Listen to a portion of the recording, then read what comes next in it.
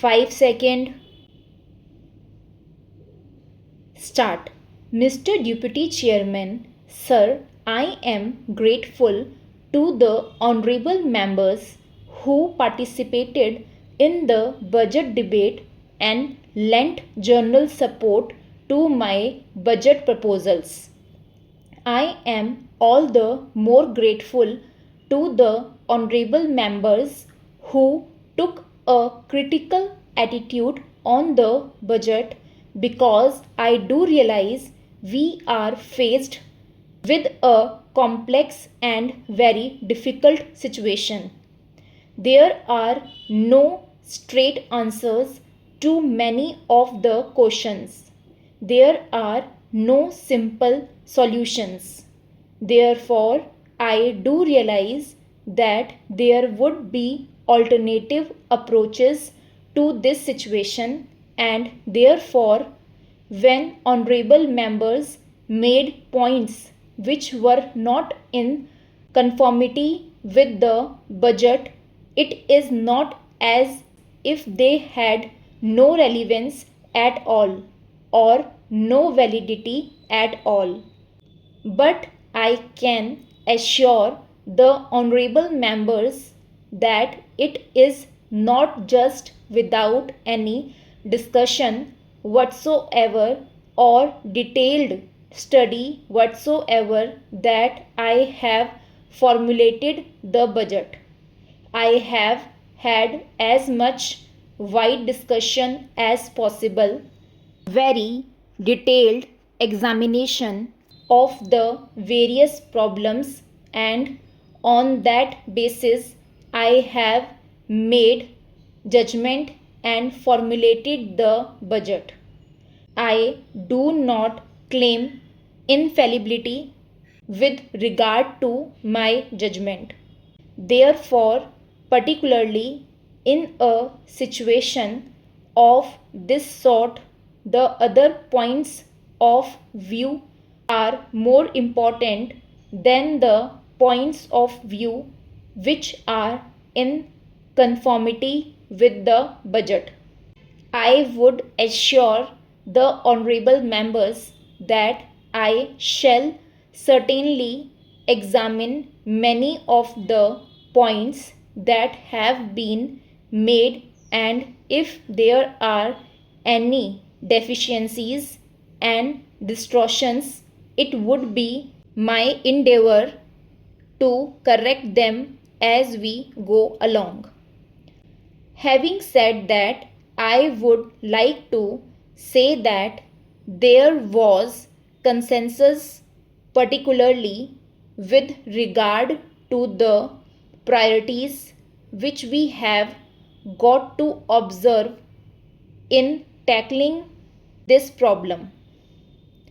Almost all honorable members emphasized this aspect of inflation because if the price increase should go on in the same manner as it has been going on during the last 2 years, it would be an end of all our planning process and it would create very many distortions in the economy as a whole, because it is in the inflationary situation that the income distribution also gets distorted.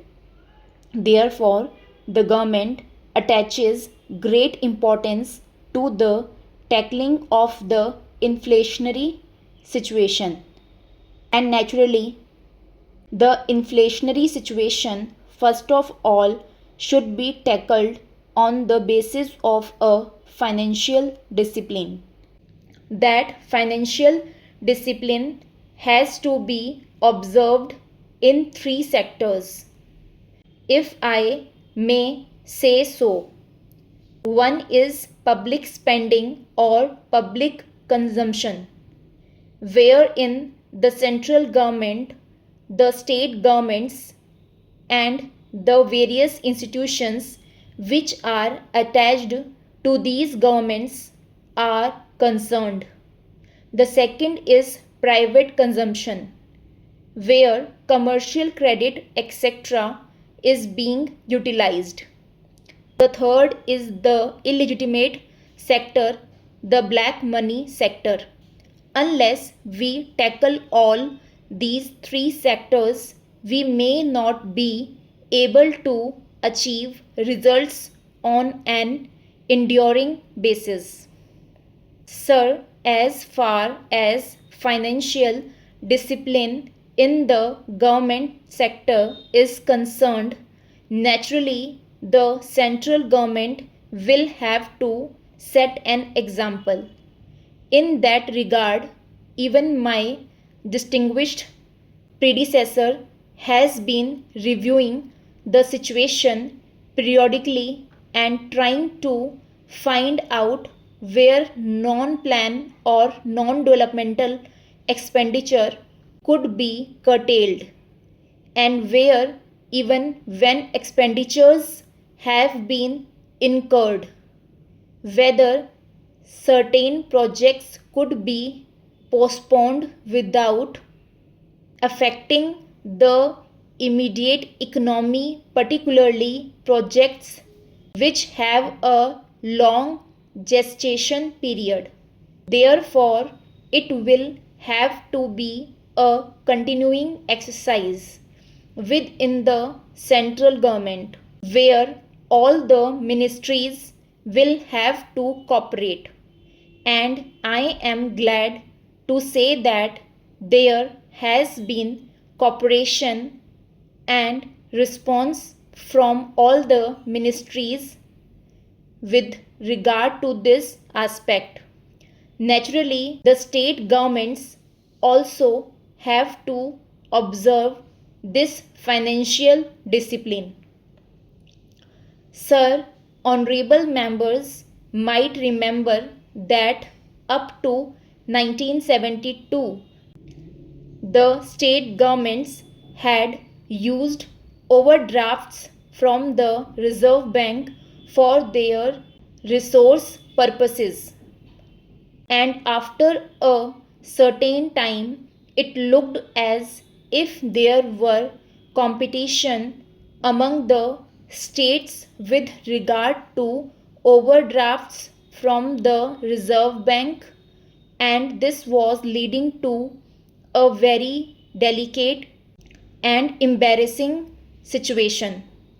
It was towards the end of 1971, when I was in the planning ministry, that we took up this question, and in consultation with the state governments, we came to a decision that these overdrafts should not be permitted and no state government should be allowed to run overdrafts for the purpose of increasing their resources.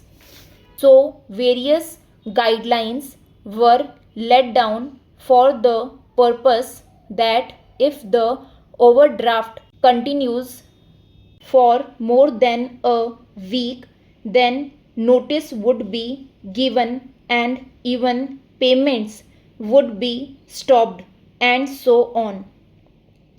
Fortunately, it had a good effect, and I am glad to say that as far as the question of overdraft is concerned, more or less the discipline is being observed by the various state governments.